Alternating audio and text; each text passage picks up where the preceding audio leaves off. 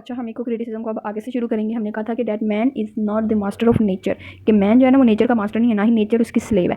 अच्छा, जो लोग कहते हैं कि मैन ही मास्टर है, वो लोग जो होते हैं ना वो एंथ्रोपोसेंट्रिक पीपल होते हैं। एंथ्रोपोसेंट्रिक पीपल का मतलब ये होता है जो लोग मानते हैं कि वही नेचर के मास्टर हैं, वो एक्सप्लॉइट भी कर सकते हैं, वो नेचर को यूज़ भी कर सकते हैं, नेचर उनके लिए बनी है, नेचर मैन के लिए बनी है। यानी कि हम सिंपल कह सकते हैं कि man is the centre of the universe, so everything is made for human beings. हर चीज़ जो है ना ह्यूमन बींग्स के लिए बनी है, उसमें नेचर भी आ जाती है। तो जो लोग ऐसे थॉट्स रखते हैं ना उनको एंथ्रोपोसेंट्रिक पीपल कहते हैं, ठीक है। और एंथ्रोपोसेंट्रिज्म को जो फॉलो करते हैं ना वो मैन की सुपरमेसी को बिलीव करते हैं कि वो इंसान जो है ना वो सुपीरियर है नेचर से। अच्छा, उसके बाद हम जो है इसी इको क्रिटिक जो पीपल्स होते हैं ना वो फिलॉसफी और बायोलॉजिकल टर्म्स को यूज़ करते हुए, उनके कॉन्सेप्ट्स को यूज़ करते हुए जो है ना ये इको क्रिटिसिज्म को डिफाइन करते हैं, कल्चर और नेचर की रिलेशनशिप को वो डिफाइन करते हैं फिलॉसफिकल कॉन्सेप्ट और बायोलॉजिकल कॉन्सेप्ट से रिलेट करके। किस तरह?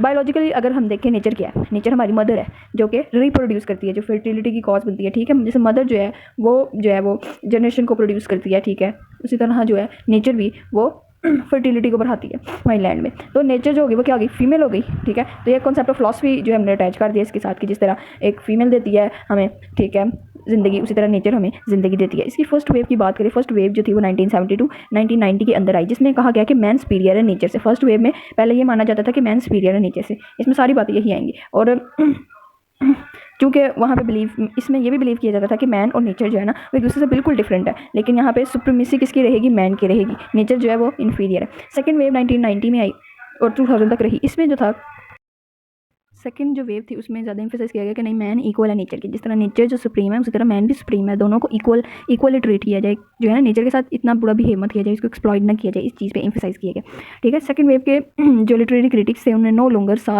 Human beings and the environment as opposed to one other. इन्होंने कहा कि नहीं, ह्यूमन बींग्स और इन्वायरमेंट यानी ह्यूमन बींग और नेचर जो है ना वो एक दूसरे से बिल्कुल मुख्तलिफ नहीं है, वो एक जैसे ही उनको इक्वली ट्रीट किया जाए। तो वो पहली वेव में जो हमने कहा था वो दोनों एक दूसरे से अपोज करती हैं और मैन सुपीरियर है। यहाँ पे जो था इन दोनों को इंडिपेंडेंस दी गई, इनको कहा गया कि मैन भी फ्री है जैसे उस तरह नेचर भी फ्री है, तो नेचर को भी ना एक्सप्लॉइट किया जाए और मैन जो है वो भी फ्री रहे, इंडिपेंडेंट रहे। तो यहाँ पे दोनों चीज़ पे एम्फसाइज किया, man equal to nature. Third wave eco criticism की जो थी 2000 से ऑनवर्ड जो अभी तक शुरू है, इसमें कहा गया कि नेचर जो है वो सुप्रीम है। अगर आपने स्पिरिचुअलिटी हासिल करनी है तो आप नेचर के पास जाएं। नेचर जो है प्योरीफिकेशन के लिए इस्तेमाल होती है, इंसान के सिंस को प्योरीफाइड कर देती है एक सिनर को, ठीक है। उसको उसकी रिपेंटेंस की कॉज है, उसके पीस की कॉज है। आज के दौर में नेचर को सुप्रीम क्यों कहा गया? क्योंकि इतनी मटीरियलिस्टिक दुनिया बन चुकी है कि कहीं पर भी इंसान जो है उसको सुकून नहीं मिल सकता। इस लिहाज से जो नेचर हुई वो ज़्यादा पावर हम पे रखती है, वो हमें ज़्यादा इन्फ्लुएंस करती है, ठीक है, वो हमें सुकून देती है। तो यहाँ पे जो था मैन जो है उसको कम इंपॉर्टेंस दी गई, बल्कि यहाँ पे कहा गया कि नेचर जो है वो सबसे ज़्यादा सुप्रीम है। अब इसी में एक और बात भी की गई कि नेचर को जो था ना वो सोशली, इकोनॉमिकल और फिजिकल डिमेंशन की टर्म्स में देखा गया। इसका क्या मतलब है? सोसाइटी के लिहाज से नेचर का इन्फ्लुएंस देखा गया।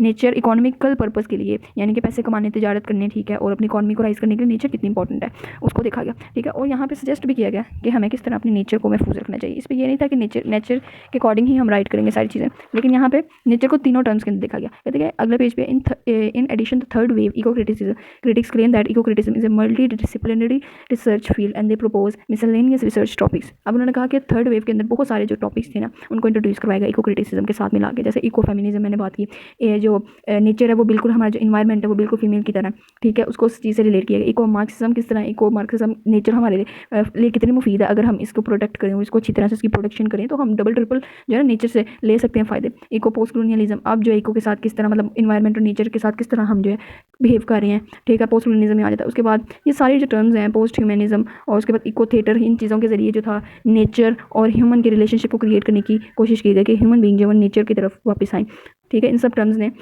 जो था ये इस चीज़ को एम्फेसाइज किया कि नेचर को प्रोटेक्ट किया जाए, नेचर को इस तरह से इस्तेमाल किया जाए कि इकोनॉमिकल उनको फ़ायदा हो, नेचर को हर जगह जो था वो दिखाया गया, लिटरेरी बुक्स में दिखाया गया, यहाँ पे सिनेमाज में दिखाया गया, यहाँ पे, ठीक है, डिफरेंट स्टडीज़ में जो था इको क्रिटिसिज्म को दिखाया जाने लगा। इतना ज़्यादा ये स्प्रेड होगी थर्ड वेव जो अभी तक मौजूद है। उसके बाद की कॉन्सेप्ट इसमें एंथ्रोपोसेंट्रिज्म, जैसे कि मैंने बता दिया, जो लोग कहते हैं कि नेचर जो है वो हमारी स्लेव है और हम मास्टर हैं, तो वो लोग कौन होते हैं? वो एंथ्रोपोसेंट्रिक होते हैं। और उनका जो बिलीव जिस पे ये man is the master and essential core of the world, जो उनका बिलीव है इसको हम कहते हैं एंथ्रोपोसेंट्रिज्म, ठीक है। उसके बाद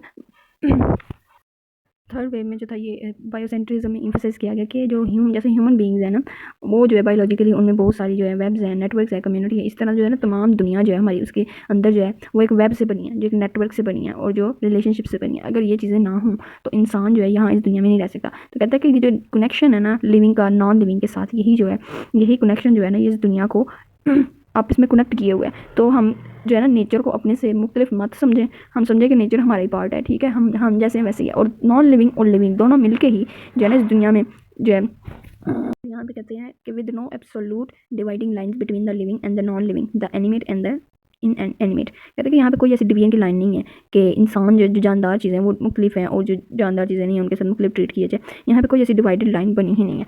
तो बायोसेंट्रिज्म में इस चीज़ को ही ये इंटरलिंकेज ऑफ द ऑर्गेनिज्म, इंसानों को मतलब जितनी भी जानदार चीज़ों को जो है ना वो जोड़ा गया बेजान चीज़ों के साथ, ठीक है, इंटरलिंक्ड किया गया और बताया गया कि जैसे जानदार जो है उनको अहमियत दी जाती है उसी तरह जो बेजान होते हैं उनको भी अहमियत देनी चाहिए। उसके बाद 3 फेजेस आए नेचर के। नेचर पे 3 तरीक़ों से लिखा जाने लगा। पहले तो हमें पता है कि द विल्डरनेस, एरिया 1 के अंदर जो था विल्डरनेस यानी कि घड़े जंगलात जो थे ना बड़े हुए। अच्छा, जो पहला फेज़ था ना उसमें अवेयरनेस दी गई लोगों को कि विल्डरनेस पहले थी कितनी ज़्यादा, हमारे यहाँ पे फॉरेस्ट थे, एक आबाद था, एक पूरी नेचर थी, ठीक है, उसके अकॉर्डिंग जो है चरिंद परिंद जितने भी थे वो बहुत ज़्यादा तादाद में थे। और ऐसी विल्डरनेस थी कि कोई इंसान जो है फॉरेस्ट या डेजर्ट वगैरह इलाकों में जाता नहीं था। तो इस तरह हमारी जो पहले थी ना नेचर वो फुल विल्डरनेस से भरी हुई थी, वहाँ पे इंसान जाने से खौफ खाता था। उसके बाद दूसरे फेज़ के अंदर हमने फॉरेस्ट बनाने शुरू कर दिए, लेक्स बनाने शुरू कर दिए, माउंटेन को काटने लग गए, रोडे बनाने लग गए, फिर चश्मों से पानी निकालने लग गए। तो दूसरे में हमने नेचर के करीब जाके उसको इस्तेमाल किया। तीसरे जो एरिया उसमें हमने कहते हैं कि लोग जो थे आबाद होने लगे, नेचर के करीब जाके उन्होंने अपनी वुड्स और फील्ड्स वगैरह बनाने शुरू हो गए, ठीक है, वुड से घर वगैरह वगैरह हिल्स में आबाद हो गए।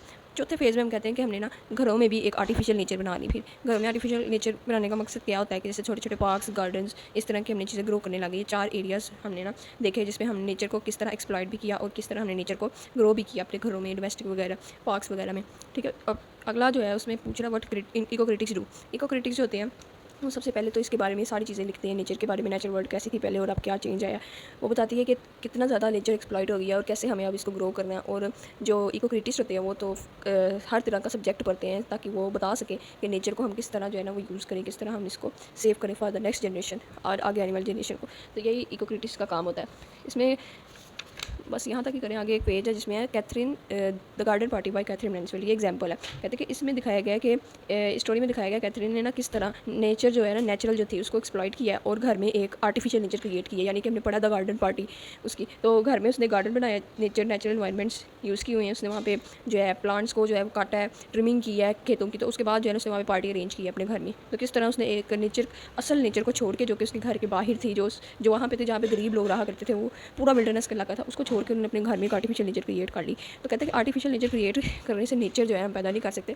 आर्टिफिशियल नेचर जो है ना हमें उस तरह सुकून नहीं दे सकती जिस तरह जो है हमें नेचुरल जो है नेचर दे सकती है। तो हमें आर्टिफिशियल से बचना चाहिए क्योंकि जो नेचुरल है वो कोई भी नेचुरल का कोई मुकाबला नहीं कर सकता। इसी तरह वर्ड्सवर्थ जो था रोमांटिक था, ये ब्रिटिश में 20th सेंचुरी का पोइट है, ठीक है। तो इसने सबसे ज़्यादा रोमांटिसिज्म पे बात की, नेचर पे बात की। ये एक नेचुरल पोइट था और इसको अपनी नेचुरल पोइट्री की वजह से जाना जाता है। ये फाउंडर था रोमांटिक्स का, ठीक है। और इसने कहा था कि अगर हम खुश रहना चाहते हैं अपनी ज़िंदगी में, हम इतनी ज़्यादा इंडस्ट्रियलाइजेशन की वजह से मटेरियलिस्टिक हो गए हैं कि हम इस दुनिया में स्टक होकर रह गए, हम मैकेनिकल रूटीन्स में आ गए, तो हमें नेचर के करीब जाना चाहिए। वो हमें सुकून भी देगी और हमें दोबारा से रिवाइवल भी करेगी हमारी स्पिरिचुअल सोल को। और उसके बाद हमें रिलीजन की तरफ भी लेके जाएगी, जो कि लोग जो थे ना वो रिलीजन से हट के हुए थे इतनी जंगों के बाद, ठीक है। तो उसने कहा था कि जो जंगें हो रही हैं, ये जो रेवोल्यूशंस आ रही हैं, इन सब चीज़ों ने ना और मर्दों को, औरतों को जो है ना नेचर से दूर कर दिया है। जब इंसान पहले नेचर के करीब था कहते तो बहुत खुश था, बहुत पुरसुकून था। जैसे जैसे वो दूर जाता गया उसी तरह जो है ये टेंशन, डिप्रेशन, एंजाइटी, इन चीज़ों का शिकार हो गया।